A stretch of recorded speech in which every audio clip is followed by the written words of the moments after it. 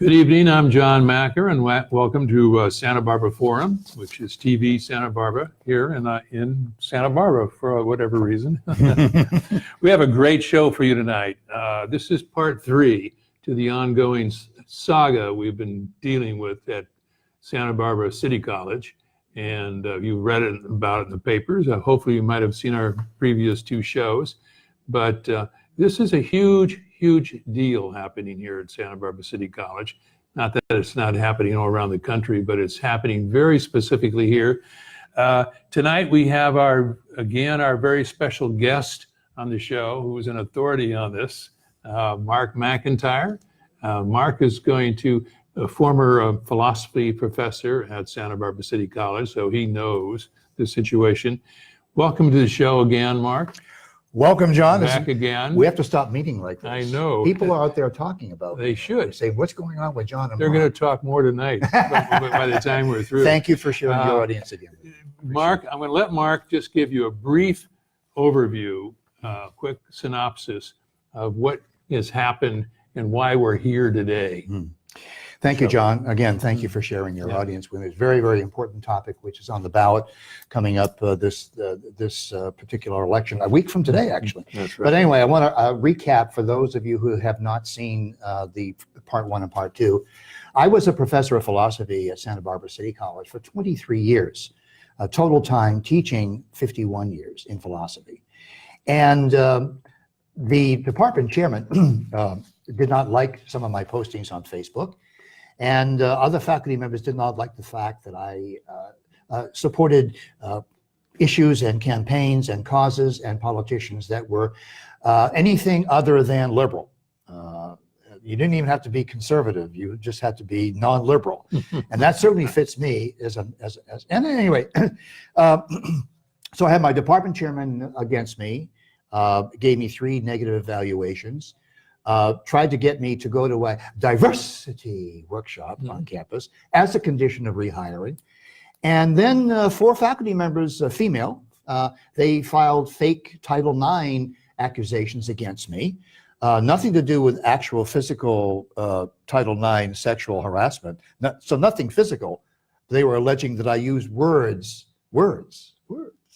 that intimidated them and harassed them. The college retained the services of an outside retired judge, and she, Eleanor Reiner, and she held meetings with me, with the accusers for about 2 weeks, and then she came to the decision that, yeah, Mark is a pretty salty guy. He uses pretty acerbic language, and some people he actually will be offended. But you know what? That's college. And welcome to the real world, and whatever he said was legal. So I was totally exonerated. It was then that I got a lawyer, Daniel Jett, out of Pasadena. And Daniel Jett negotiated a departure for Mark McIntire, because I wasn't going to go back to that toxic environment that was ruled now completely by liberal progressives. And so we worked out an arrangement where I was separated from the college. I retired. So I'm officially listed as a retired professor of philosophy. And I got them to pay me $120,000 settlement. But I did not have to sign a confidentiality agreement, nor did I have to sign a non-disparagement agreement, which is why I'm able to talk to you tonight and to you tonight. So that's what happened. Yes, and the people behind all of this are what we call the social justice warriors. Right, I So call them the let's get that mafia. on the table right now, the mafia. Yeah, I we call them it. social justice warrior mafia. You don't use the word, you use the word cabal because you're a nicer guy than I am. I'm used to cabal because I I'm don't want to be sued. No, and you don't want to have any Title IX No Title IX accusations, against me. you know. So yeah, what has happened over the last 23 years, when I first started at Santa Barbara City College, this was an institution of great renown and great respect and great productivity. So many people here in this community actually either went there themselves, like we were talking about Tony Arroyo from Los Arroyos. Many people out there in our audience tonight went to Santa Barbara City College over the years, starting 23 years ago when I got there in 1995.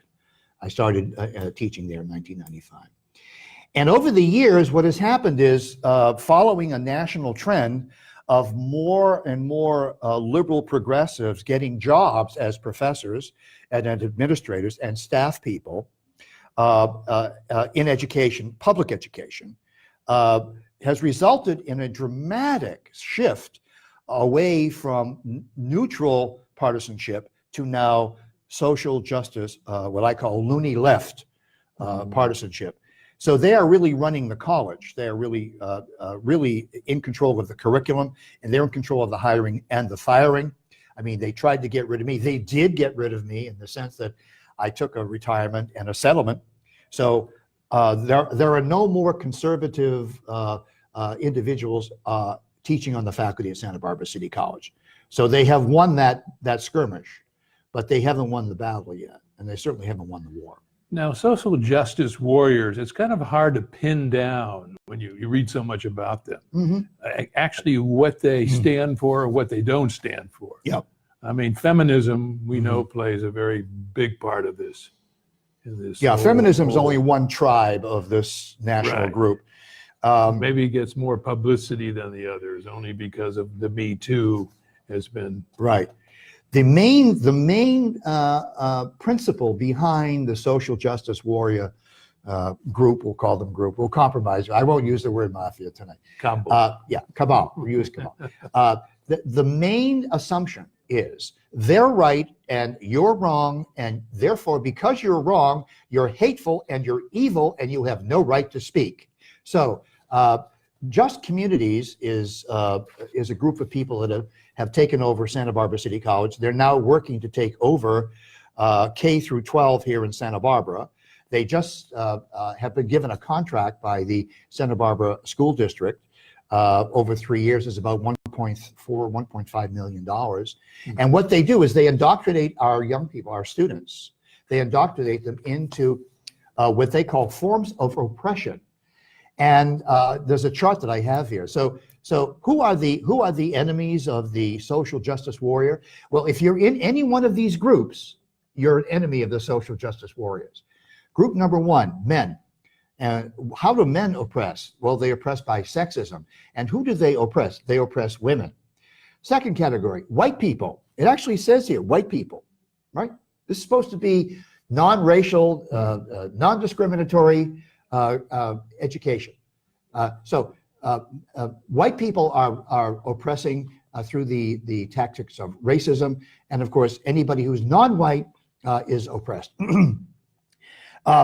Heterosexual people are guilty. And who do they oppress? They oppress the LGBTQ. Actually, this is a misprint. It should be LBGQ. TRS plus minus, because they keep finding more people to add to the list. So you'll have to update this on your own. Then they have traditionally gendered people, like you're a man and your girlfriend or your wife is a woman. Oh, no. For every person on the planet, there's a separate gender, okay? And so we have to accommodate all of the respective, 4.5 billion people on the almost 6? Yeah. Oh my God. Yeah. It'll be 70 again. It'll be 70 again when they're When we were born, there was like 3 billion or something. Anyway, so they have an agenda. They want this in every single classroom, every single class. It's already taking effect at Santa Barbara City College. You may ask yourself, what does chemistry have to do with people who are oppressed by white people? Well, chemistry class. We have chemistry teachers at Santa Barbara City College who incorporate these forms of oppression, and they target men, white people, heterosexual people, traditionally gendered people, wealthy people spelled here, okay? Able-bodied people, which are people without disabilities, adults 18 to 65, and here's the last one, Christian people. Who do Christian people, according to this group called Just Communities, who do Christians oppress? All others. That's what it says right here, all others. So people don't realize that the Santa Barbara City College of 20 years ago is not the Santa Barbara City College of today. Right. Back when Peter McDougal was the president, this was unheard of. This was not being done. Today, it is being done. Is that because of our new president, Bibi, or in spite of? Oh, no, it started way before President Bibi. All right. It actually started with his predecessor. Actually started with John Romo, if you want to know the truth. John Romo he was a president after Peter McDougal. I think he left in 2010 or 11, if I'm not mistaken. John Romo then stepped in. And John, of course, was what? The former CEO of, wait for it, Planned Parenthood National. He became president of City College, right? But he didn't last too long. He was sort of a caretaker president. Because then the board of trustees and the faculty said, it's time for a woman. Like it's time for a beer. It's time for a popcorn. It's time for a woman. Mm-hmm. So they put the search out and they had to get a woman. They did. They got a woman. Diversity. Yeah. And her name was Andrea Servan. And they didn't like her, though. After a couple of years of Andrea, they said, oh, we wanted a woman, but we didn't want that woman because she ran the place like a business. She ran the place efficiently. She ran it with competence. Yeah. So then they said, okay, well, we have to have another woman, different woman. So they got Lori Gaskin. That's when the heavy hiring of faculty and administrators and staff that conform to this social justice warrior agenda and curriculum happened. And so now almost every department chairman, I've asked my friends, name one non-liberal at Santa Barbara City College in a position of faculty or administration. You can't. You can't. That's what's happened. Yeah. So the college is gone left, loony left. Is that the alt left, as they call it, or no? No, I call it loony left. Loony left. Because I like alliterations. You know me, John. I know. I'm acerbic and I'm offensive. So we got elections coming up here. Next week. This show is pre-recorded, so we're a couple of weeks or a couple of days ahead of the elections coming up. This obviously is going to have a major impact.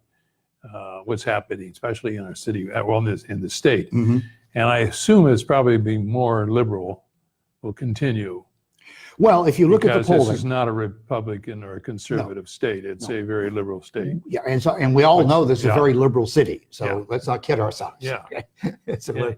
Now there are two candidates, Julia Rivera and Bonnie Raisin. They're running for the Santa Barbara School District Board. Right. And they are non-liberals. I know Bonnie Raisin is a conservative, but I've never met Julia Rivera, Joe Rivera. I'm sorry, I've never met her, and but I understand that she's non-liberal. She doesn't approve of this contract that has been given to Just Communities to indoctrinate our students instead of educating them. And by the way, the other thing we talked about off camera before we began the show is that the school board after the election will be voting on a very important topic, and that is, in order to get a high school diploma in any of our high schools in Santa Barbara, you're going to have to take, wait for it, an ethnic studies class. And who do you think is going to teach that class? These people. Right. The people who hate white people, they hate men, they hate heterosexuals, they hate Christians, they hate wealthy people. You're on this list, John. Not yet. Not yet. I'm waiting for the wealth. Yeah, I know.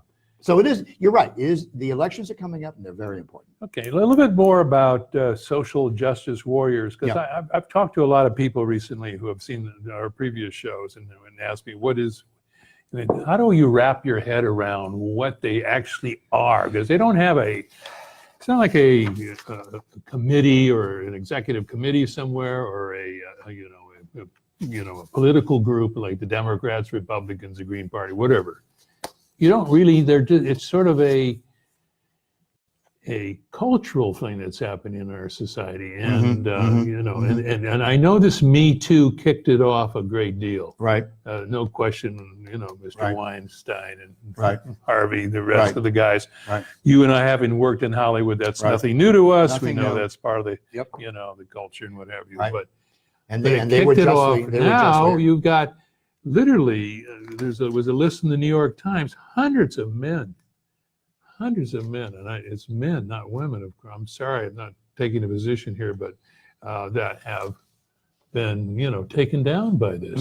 And that's this whole thing about due process. There is no due process. Right. You got the scarlet letter, you're dead. done. You're done. You're through. Yeah. But wait a second, I didn't do that. I wasn't there. No, she said you were. You were there. So therefore, you're guilty.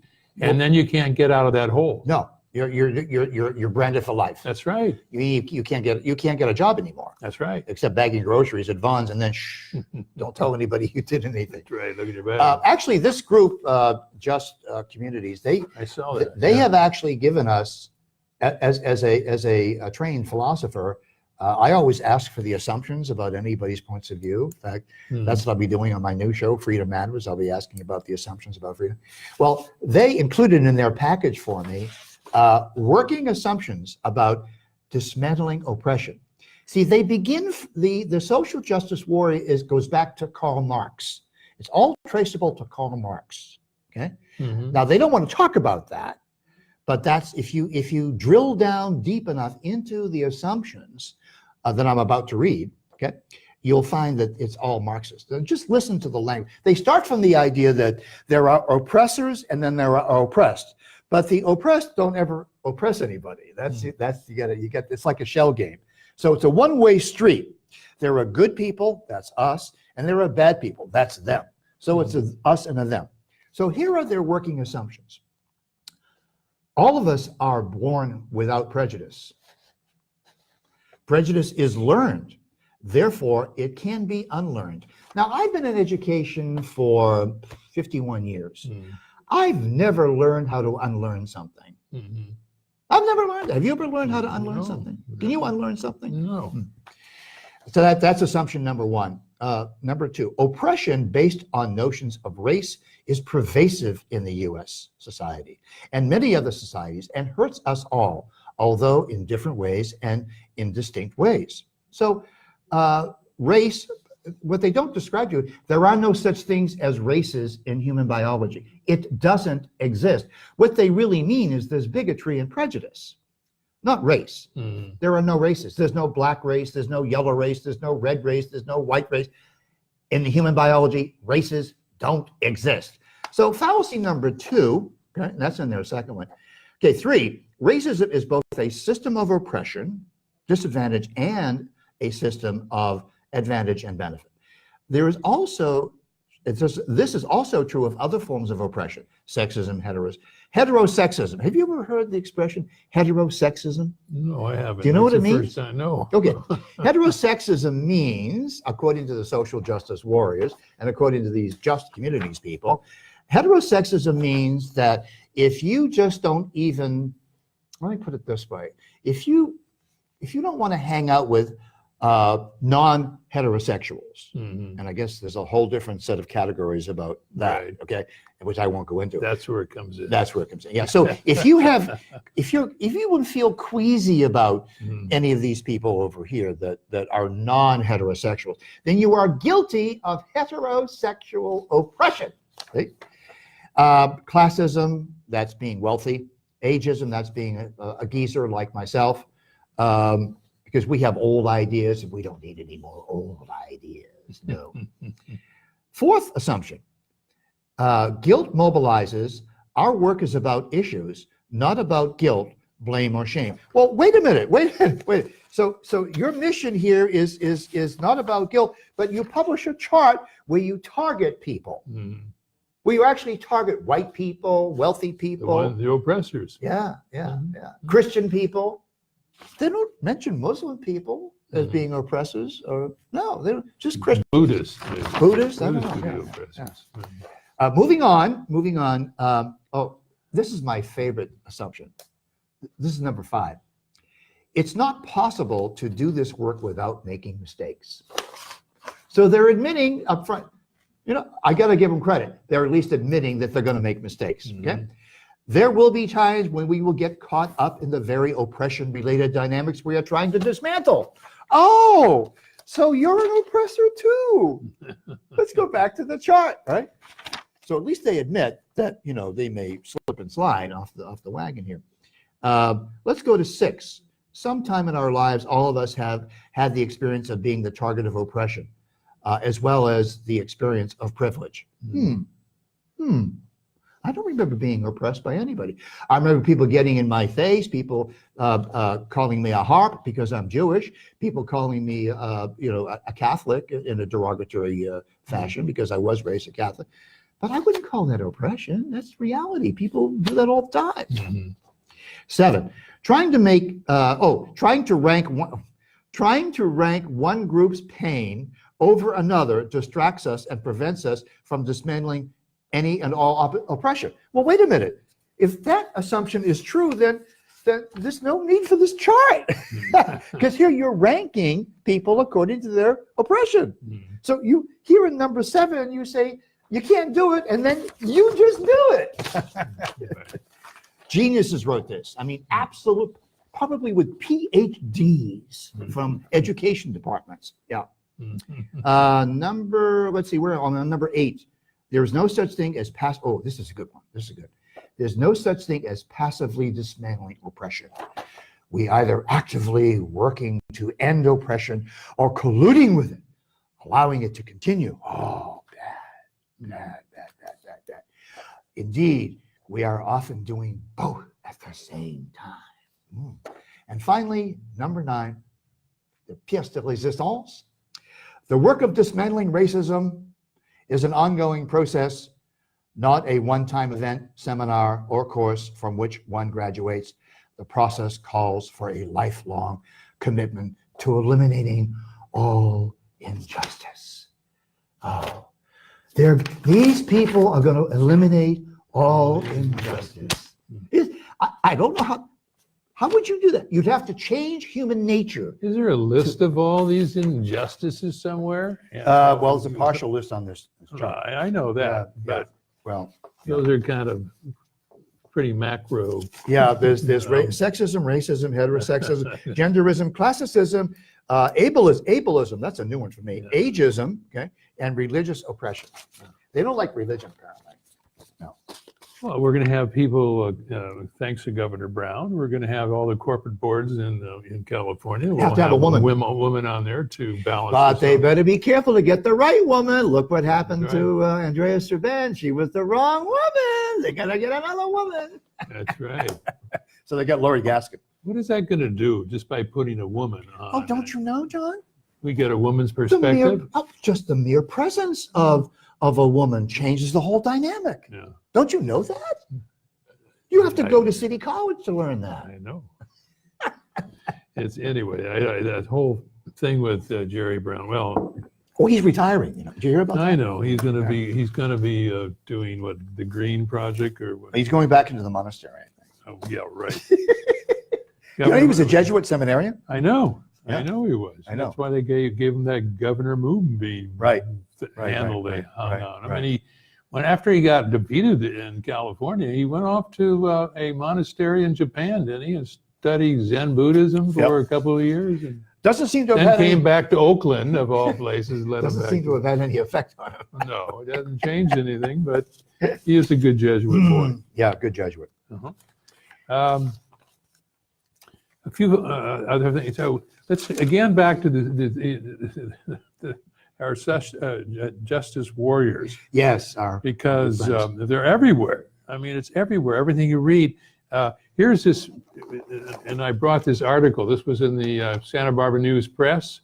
Yes, by Josh Grega, right? A rising star in the right. This was called a story about factual feminist. About a factual feminist.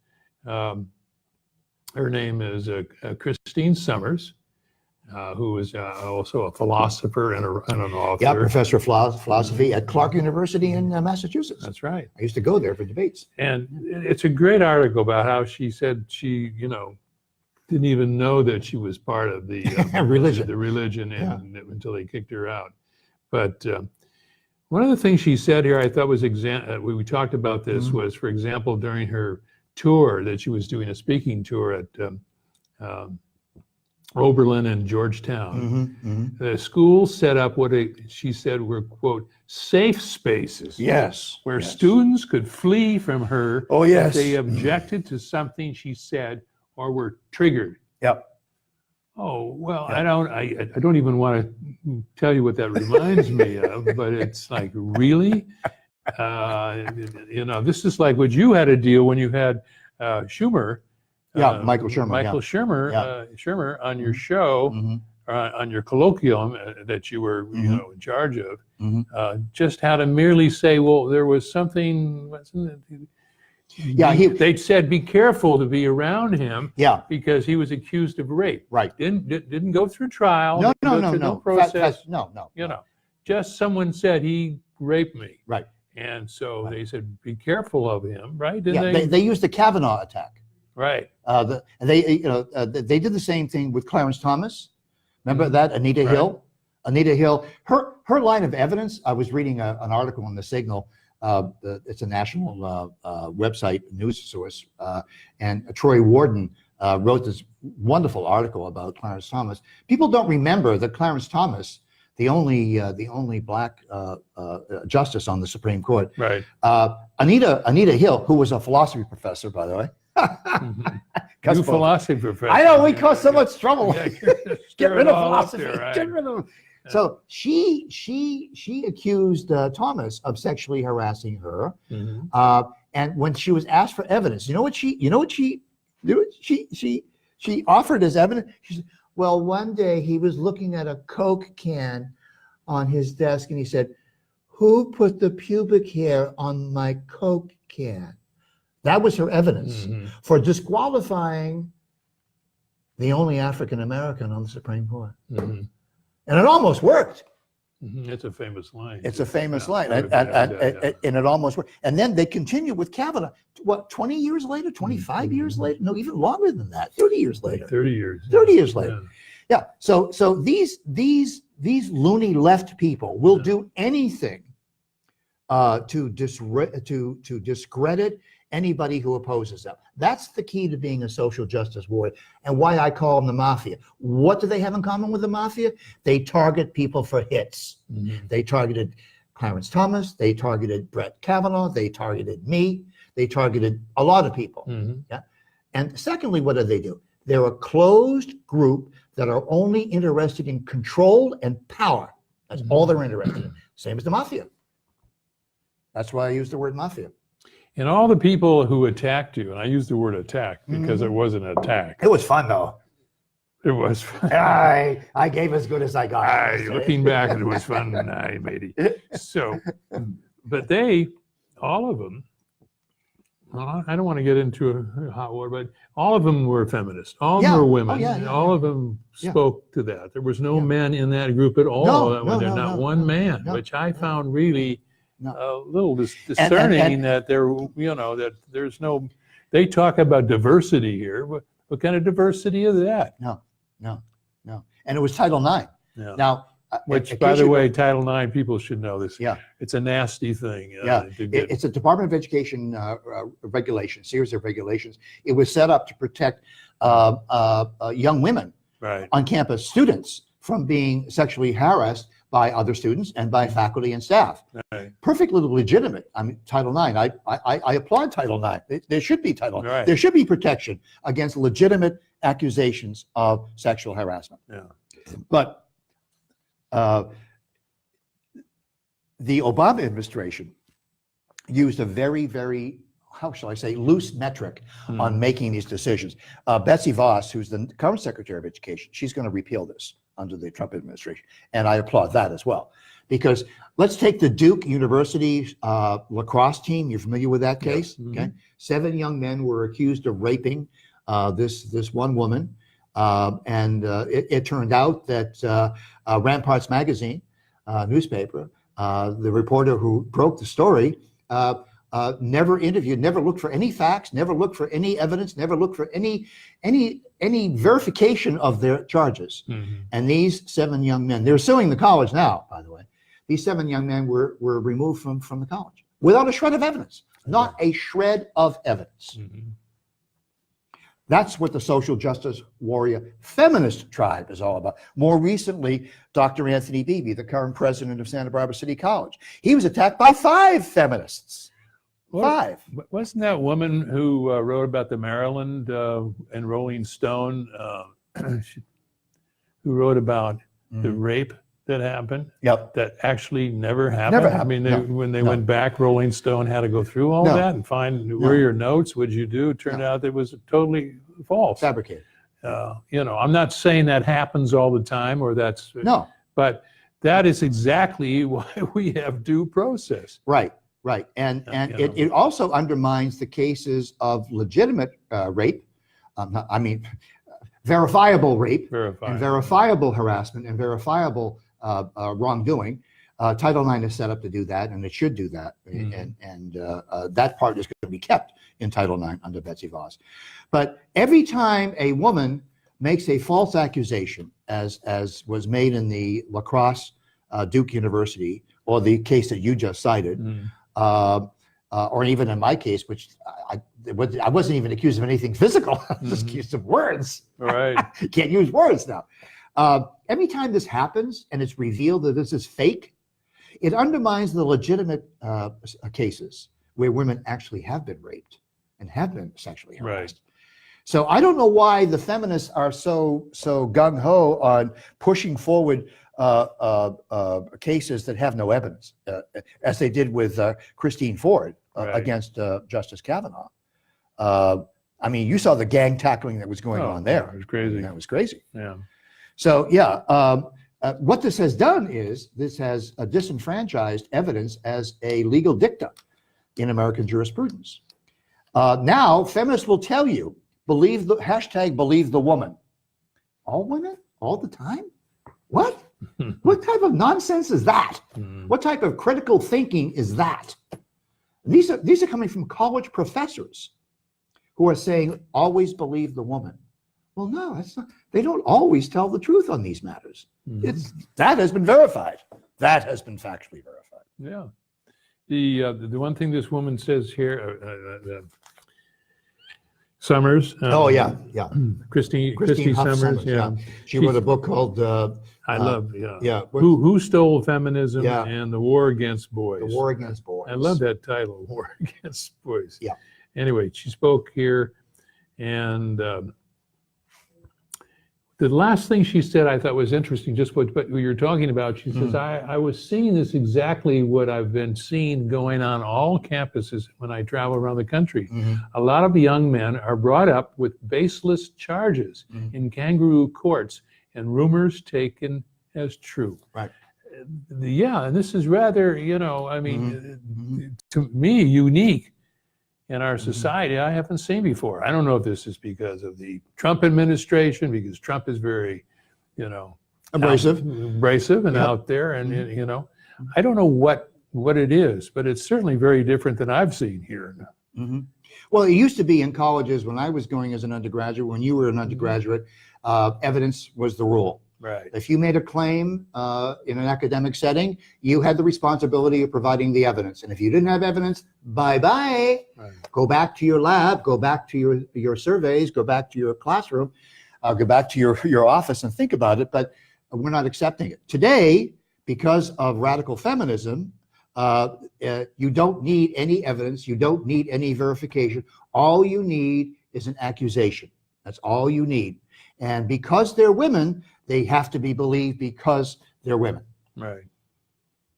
That's the end of the story. That's what makes the social justice warrior feminist tribe within the general group.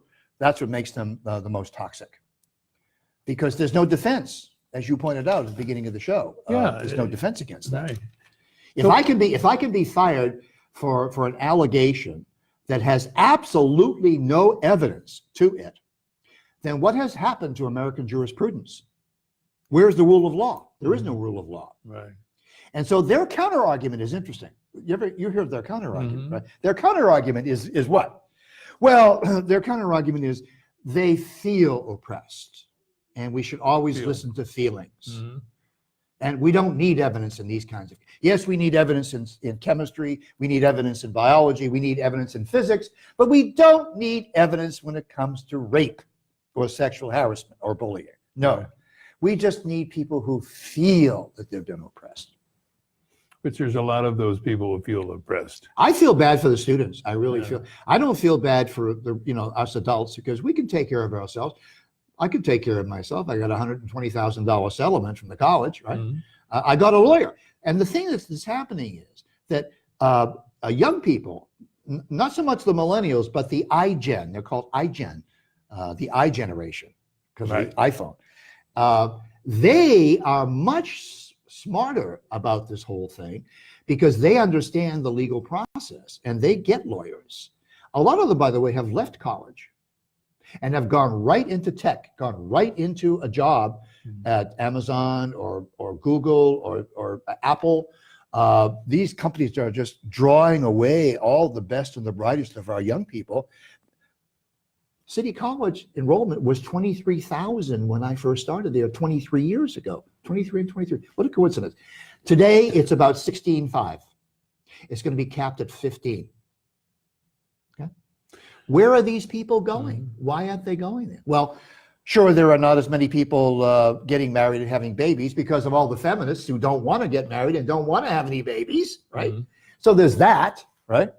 And on the other hand, we have a lot of young people, they go to college, they encounter this indoctrination, social justice warrior indoctrination, and they say, screw that.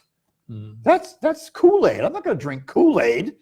I'm going to go get a job at Apple. And they go get a job at Apple. And then they get the bright idea, hey, there's a product that Apple hasn't invented yet. Tell you what, I'll invent it.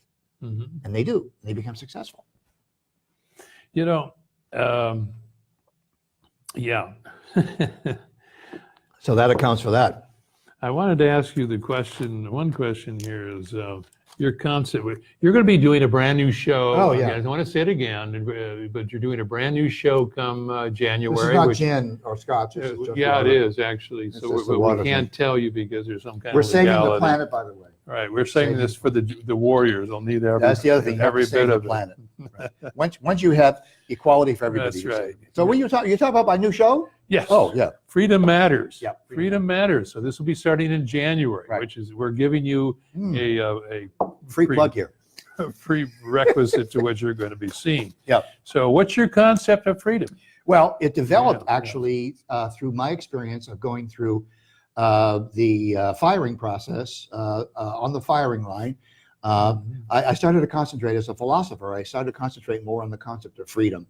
And it occurred to me that one of the discussions that we're not having here in the public square is what is your definition of freedom and what are the assumptions that you use to formulate your definition of freedom? So my show called Freedom Matters with Mark McIntire is going to be an interview program such as this, and I hope you'll be on the show, by the way, where I start the show with what, John, is your definition of freedom?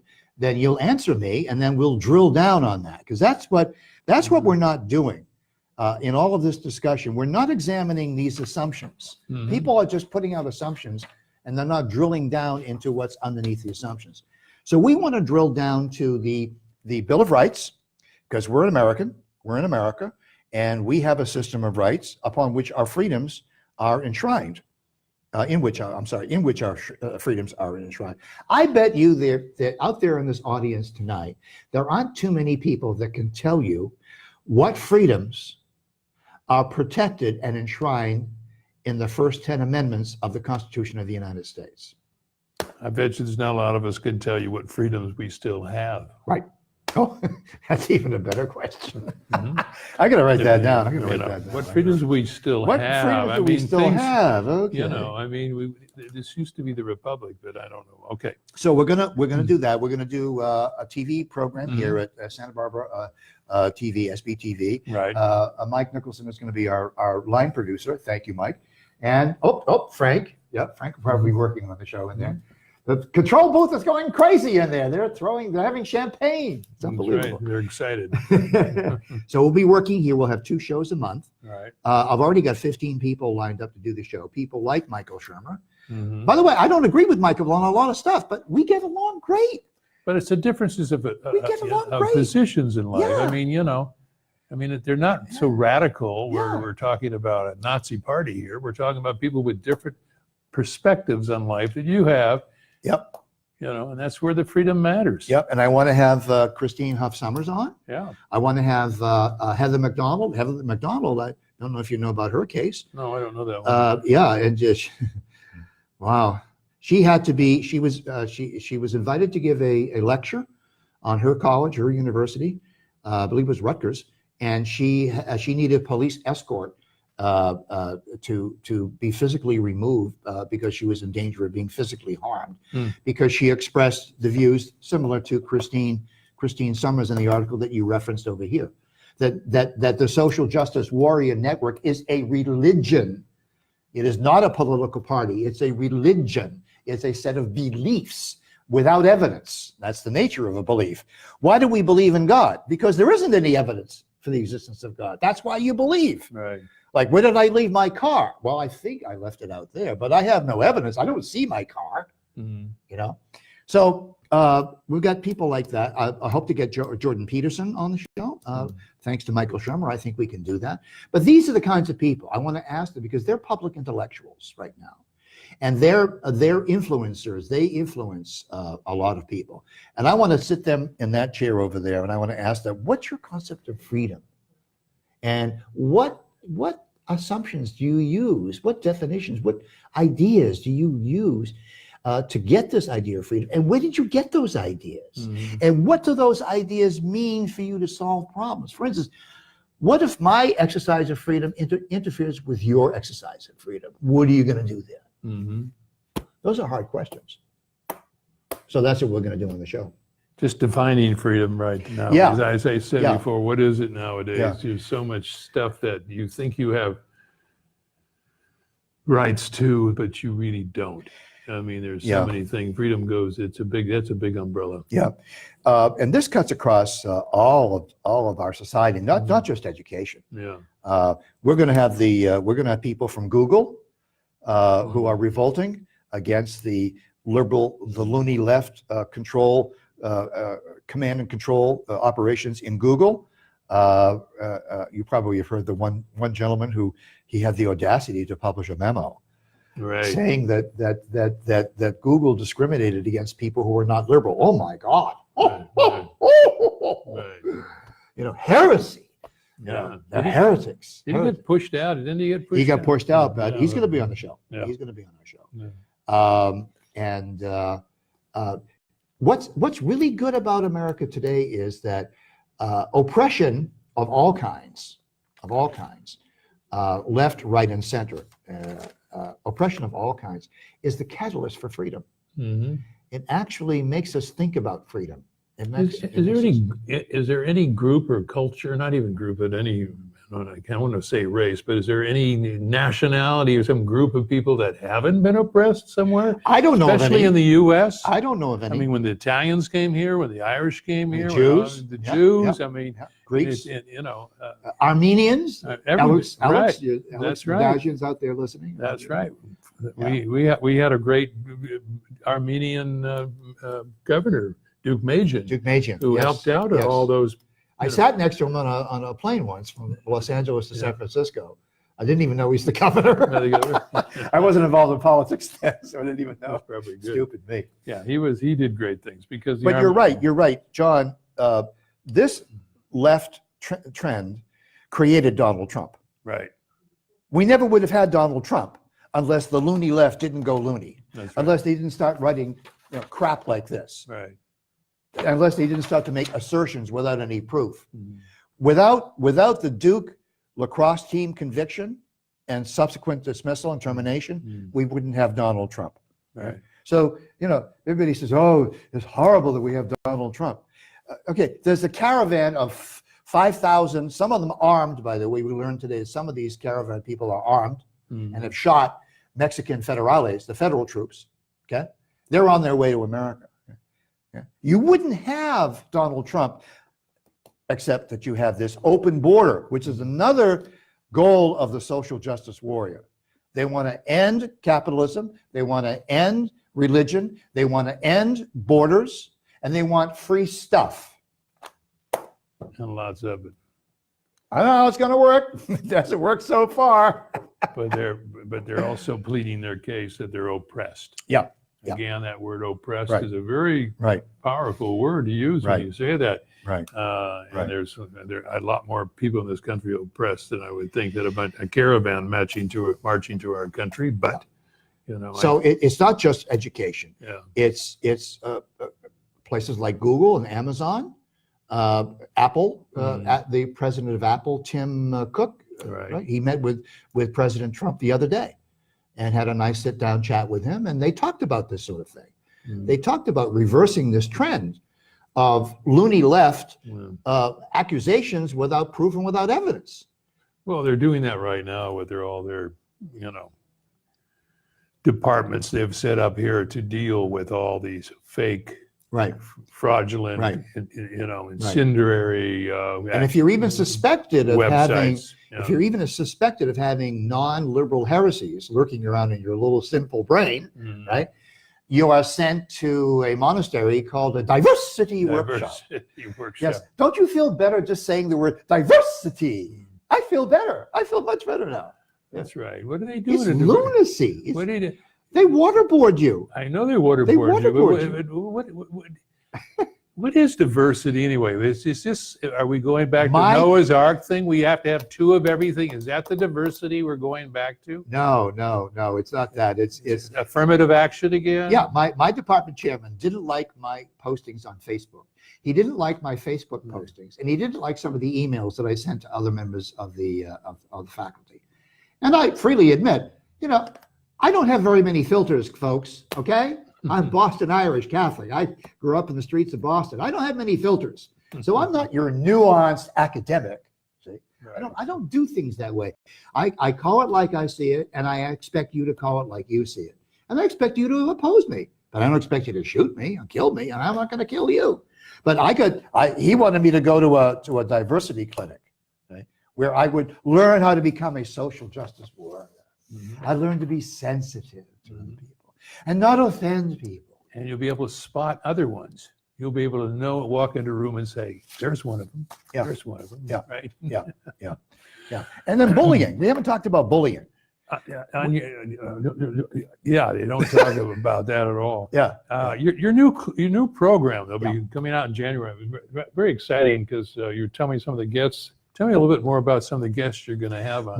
Because they're a very diverse group. Talk about diversity. You are bringing diversity. Into the subject. I intend to have people who are across the whole perspective of liberal, progressive, communist. I want communists on the show. I want Marxists on the show. I want social justice warriors on the show. I will invite the 4 women who filed fake Title IX accusations against me. I'll invite Dr. Christine Ford, who tried to sabotage Kavanaugh. I'll invite Anita Hill. She's now at, where is she? She's at Brandeis. She's at Brandeis. Brandeis, yeah.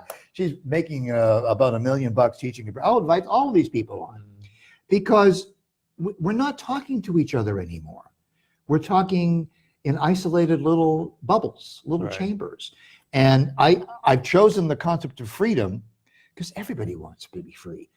No one is going to be completely free. No one. I've got bosses. You've got bosses. We've got, children have parents. Bill collectors. Bill collectors. No freedom. So that's what the show's going to focus on. Yeah. And these are the kind of people we're going to have on. Yeah. Some of the guests you mentioned, by the way. Jordan Peterson.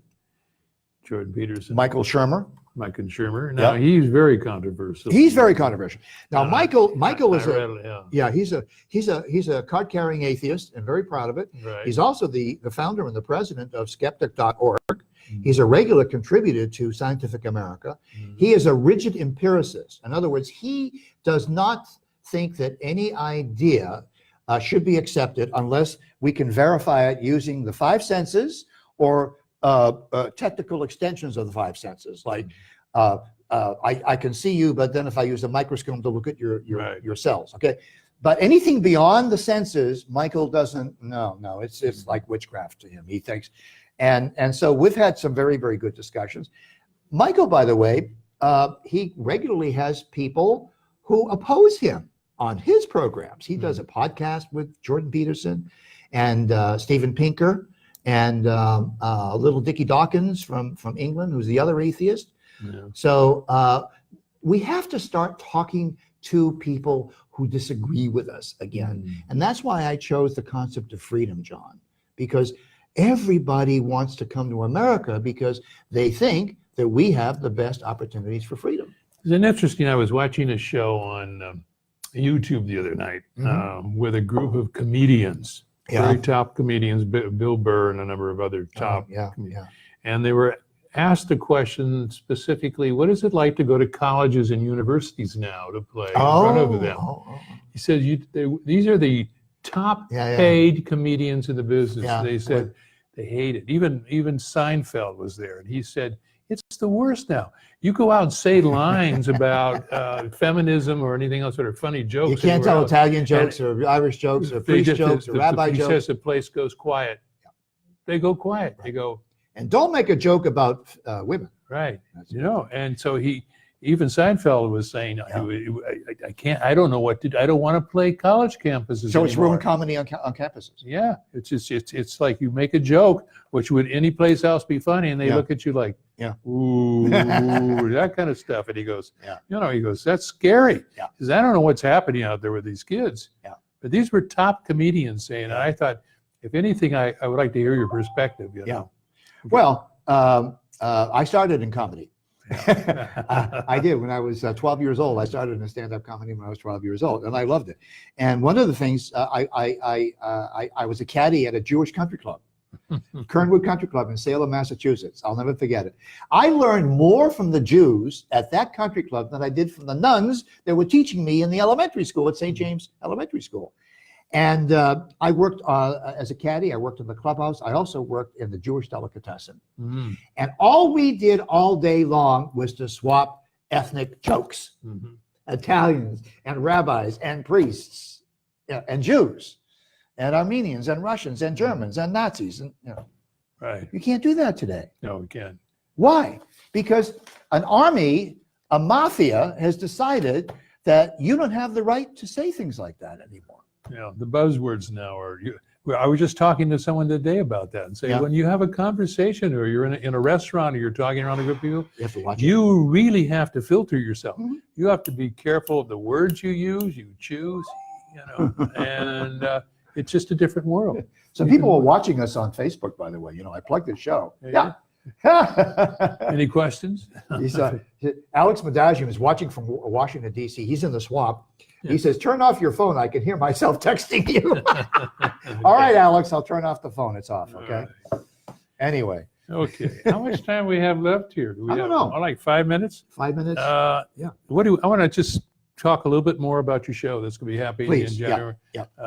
We know a lot about City College. This will be our third show you've talked about it. So, but let's talk a little bit about how that's going to be,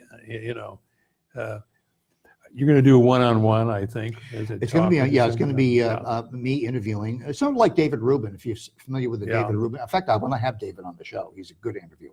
I want to have Ben Shapiro. I want to have David Rubin. I want to have all these guys Ben Shapiro would be great. Yeah, Ben would be terrific. Ben would be actually. I think I might have Alex Madagian host that show. He likes to talk to Ben. Also going to have Troy Warden from the Signal. He's an intern right now at the Heritage Foundation in Washington, D.C. And so, we're going to have people who actually have opposing points of view and can do it in a civilized, rational manner. Will any of those be coming from City College? Any of those? Well, I'm going to invite them. I don't know. I don't know. I mean, they are glad to get rid of me. I'm no longer a thorn in their side. I asked a student today. I said, one of the reporters at the Channel's newspaper, we were in a conversation on Facebook, and he said to me, we're very diverse here in City College. And I said, well, name me one conservative professor, one conservative administrator, or one conservative staff person. And he said he couldn't. They're all gone. They're all gone. Right. They're all gone. So that's another reason that we're doing a podcast, which I think we're going to do it here. I was talking to Mark. You introduced me to Mark, the station technical manager. Right. And they have a new podcast facility here that we can develop. Also be doing a radio show on AM 1290, thanks to Les Carroll and Dr. Richard Dugan. And we'll be streaming from our new revised website, markmcintire.com. That'll be broadcasting. We'll probably also be on Podcast One and what was the other one? iCloud. We'll probably be doing it on that. So multimedia, I'm learning, okay? Everybody is. I'm learning. Right. Give me some time. I'll learn this stuff. So, last question. Yep. If you had one of those days to relive over again, just one of those days you've gone through, what day would it be that you would choose? Well, my grandfather, when I was playing chess with him, I was about 11. I was complaining about the fact that I didn't invite my cousin to my birthday party. And he took his pipe out, banged it on the ashtray, and he said, Mark, he said, I'm going to tell you this one time. He said, regret is the interest paid on a debt that you never owed in the first place. That's right. So I have no day, no moment of my life where I have any regrets. None. Not Zero. yet. There's no day at City College No. I would live over again. There's Yeah. no day in the seminary that I would live over again. There's no day in my house that I would live over again. Yeah. No, because I'm a Stoic. And the essence of Stoicism is we live in a universe that we really can't control. The only thing we can Right. control is what happens between here and here. That's it. But you were a very successful actor in Hollywood. You IMDb, I looked at your credits Some one day. people said so. I don't know. You got the check cleared on Friday. That's Got all the check. Well, that's all you cared about. Yeah, And the agent returned my call finally 3 months later. that's right. That's right. Then you got everything I you got to wanted. do some grief. I did a one-man John Kennedy show for Yeah, 10 years, that's which I right. wrote for myself. I was elected to the Screen Actors Guild Board of Directors for 3 years, where I overthrew Ed Asner, who was another liberal. Right. But I'm an equal opportunity overthrower. The first person I overthrew was the conservative president of Westfield State College, That's Dr. Leonard J. Savignano. I think we're running out of time now. Okay. Oh, no, we're not. No, we got a We- minute 43. That's an eternity in the broadcast No, we business. get to plug your show somewhere. But no, you're right. You had a wonderful career. I'm going to make a pitch for sponsors, though. Huh? I'm going to make a pitch for sponsors. Oh, that's Anybody right. who wants to co-fund my project, we already have some investors to do it. But anyway, you can contact John or contact me or the station, and we'll put together a package for you where you can plug your products or your services or your ideas. Appreciate that. Okay. So we got 1 minute left, 1 Mhm. minute and 10 seconds to be exact. Oh, Any closing thought, not thoughts. One yeah. thought left I for want the day. to. Yeah, I want to make a prediction as to what's going to happen. Okay. Okay.